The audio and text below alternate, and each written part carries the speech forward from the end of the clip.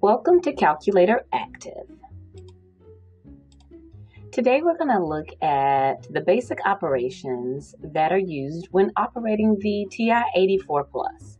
And most of the directions that I'm going to give today would also apply if you're using a TI-84 or TI-84 Plus Silver or even a TI-83 Plus.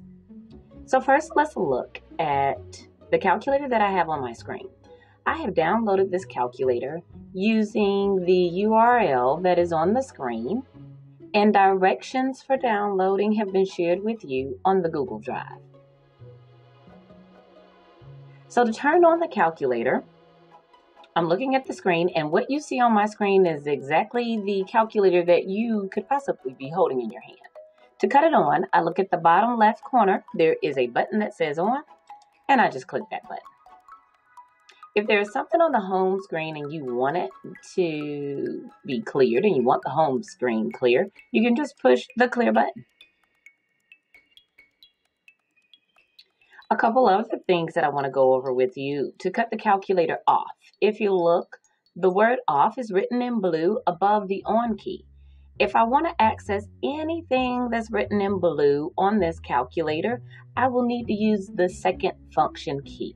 So to cut the calculator off, I'm going to hit second, and I see an up arrow appear on my screen. That means the second function has now been activated, and then I'm going to press the on key. And as you can see, the cursor is no longer blinking because the calculator has been turned off. Now, there are a few instances where you'll cut the calculator on and you're unable to see, and people think immediately that it has to do with the battery. Sometimes it does, but sometimes it has to do with the contrast of the screen. So I'm going to look over here at my up and down directional arrows, and as you can see on those keys, you see a darken screen, and then you see an option to lighten your screen. So if I push second up and continue to push second up, my home screen becomes darker. And you could tell that the hue is changing on the screen as I speak. It's becoming a little darker gray. All right, now if I want to lighten my screen, then I need to press second and down and continue pressing that until the screen is at the contrast that I can deal with. Okay, so again, if you cut the calculator on and you're unable to see anything, I would first begin by trying to lighten up the screen. Another important feature for just basic operations is being able to reset the calculator.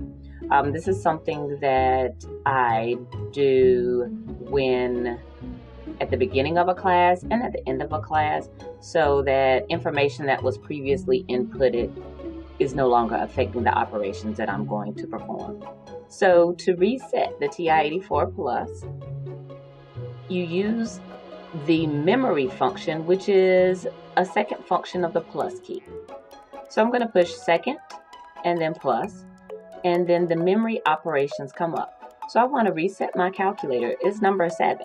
So you can either arrow down to 7 and press enter, or you can just type the number 7 and it immediately knows that that's the command that you want. All right, when we're resetting, we want to reset all the RAM. So that's number 1. And then yes, reset RAM, we're going to reset number 2. And then you get a message that says RAM cleared. So again, to reset, you do second plus 7, 1, 2. And you'll hear me reference this in the videos to follow with the operations that can be done with the TI-84 Plus as well.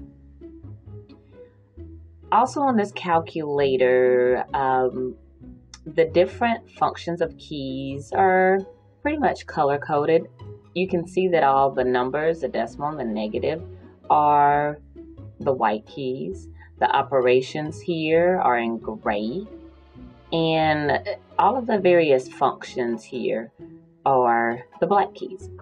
Again, if you want to access any of the functions in blue, you'll need to hit the second key first, If you want to access anything in green, you'll need to hit the green key. So for example, here, if I want to type a word in, I can access letters, but I'll have to use my alpha key.